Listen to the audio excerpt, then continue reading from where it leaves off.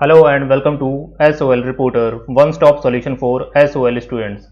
SOL ने BA programme के third semester और फिफ्थ सेमेस्टर के एग्जामिनेशन फॉर्म या कहें एडमिशन फॉर्म रिलीज कर दिए हैं।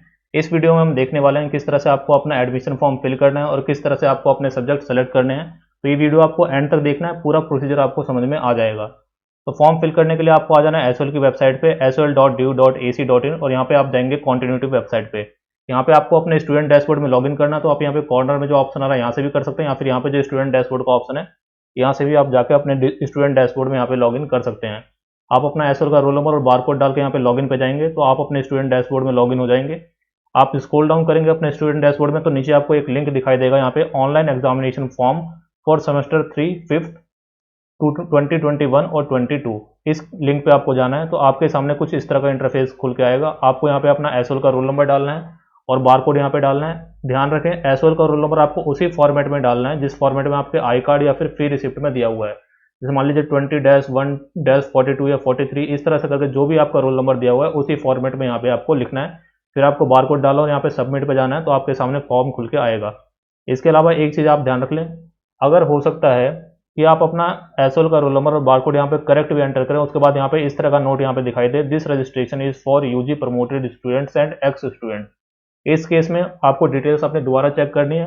अगर फिर भी नहीं होता तो आप थोड़ा देर वेट करें, फिर से इसको ट्राई करें। जनरली ये एक बार में हो जा रहा है, कोई इशू यहाँ पे अब नहीं आ रहा है, तो इसको आपको ध्यान में रखना है। लॉगिन करने के बाद आपके सामने कुछ इंस्ट्रक्शन का पेज आएगा, आप चाहें तो उन इंस्ट्रक्शन को पढ़ सकते हैं। उसके बाद आपके पास एडमिशन फॉर्म का लिंक आएगा, वहाँ से आपके सामने इस तरह के पेज जो है इस तरह का इंटरफेस सामने खुल के आ जाएगा। ऊपर आपकी पर्सनल डिटेल्स होंगी, उसके बाद आपके सब्जेक्ट सिलेक्शन के यहाँ पे ऑप्शन यहाँ पे आपको मिल जाएंगे। सब्जेक्ट्स आपको किस तरह से सेलेक्ट करने हैं वो मैं आपको यहाँ पे क्लियरली समझा देता हूँ।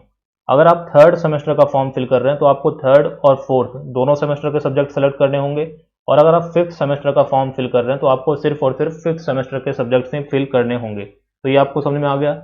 इसके अलावा जो डिसिप्लिन सब्जेक्ट्स है वो आपके 6 के 6 सेमेस्टर में सेम रहते हैं, तो उसमें तो सेलेक्ट करने का कोई ऑप्शन है ही नहीं। जैसे इस स्टूडेंट के पास इकोनॉमिक्स और पॉलिटिकल साइंस है तो थर्ड और फोर्थ, अगर आप फिफ्थ का सेमेस्टर का फॉर्म फिल कर रहे हैं तो फिफ्थ में भी आपके जो डिसिप्लिन सब्जेक्ट्स हैं ये तो सेम ही रहेंगे, इसमें आपको कोई चॉइस नहीं मिलेगी। इसी तरह से अगर थर्ड सेमेस्टर में जो फर्स्ट चॉइस आपको मिलेगी वो है लैंग्वेज पेपर का, इसमें आपको एक ही ऑप्शन मिलेगा यहाँ पे इंग्लिश प्रोफिशिएंसी, जैसे स्टूडेंट का आ रहा है।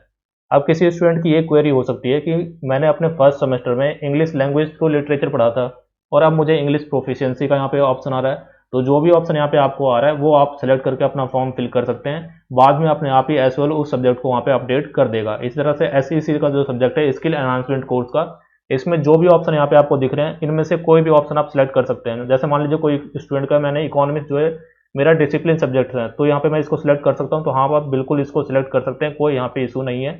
जो भी यहाँ पे 5 ऑप्शन आपको दिखेंगे वो सारे में से कोई भी आप अपना सिलेक्ट कर सकते हैं। जैसे इस केस में मान लीजिए मैंने हिस्ट्री सेलेक्ट कर लिया यहाँ पे इस स्टूडेंट के लिए। इसी तरह से 4 सब्जेक्ट में आपको एमएल के पेपर में आपको हिंदी पढ़नी होगी, या फिर आपके पास उर्दू या फिर तमिल तेलुगु कोई और लैंग्वेज है तो वो भी आप पढ़ सकते हैं। जैसे इस स्टूडेंट में यहाँ पे हिंदी सी आ रहा है।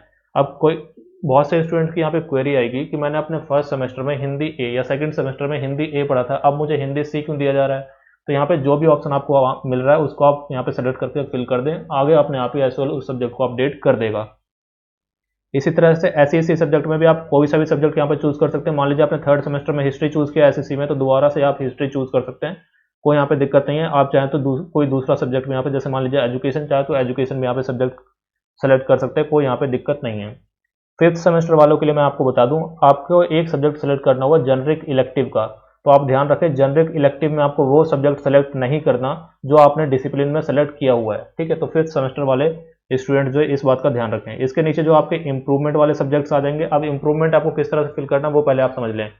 पहले तो ये बात ध्यान रखें कि इंप्रूवमेंट फिल करने के लिए आपको अलग से फी पे करनी पड़ेगी। अब ये फी कितनी है, 1 से लेकर 4 सब्जेक्ट तक आप कितने भी इंप्रूवमेंट देंगे तो आपके 400 रुपये फी होगी। जैसे मान लीजिए आपको एक सब्जेक्ट में इंप्रूवमेंट देना है तो उसकी फी 400 है, 2 सब्जेक्ट में देना है तो भी 400 है, 4 सब्जेक्ट में देना है तो भी आपकी 400 रुपये ही फी लगेगी।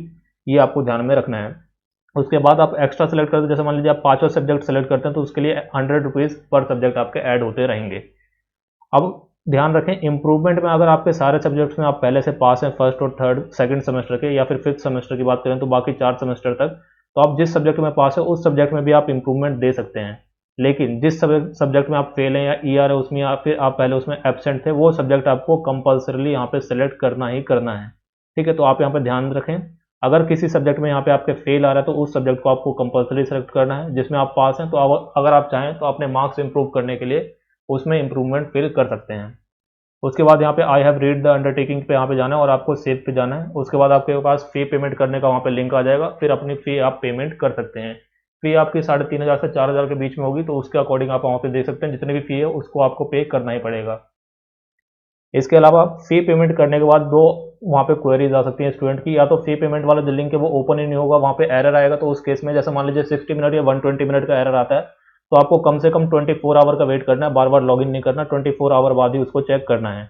इसके बाद अगर मान लीजिए आपने फ़ी पेमेंट करी है और फ़ी जो है आपके अकाउंट से कट हो गई, लेकिन जो स्लिप है वो जनरेट नहीं हुई, तो उस केस में आपको 2-3 दिन का वेट करना है।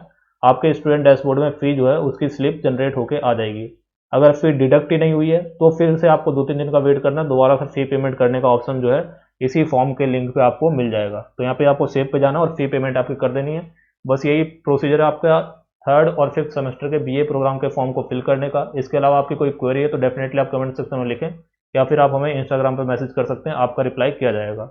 जो भी आपके फ्रेंड्स हैं बीए प्रोग्राम के, उनके साथ इस वीडियो को आप शेयर कर सकते हैं। For the time being that's the end of the video. Thank you.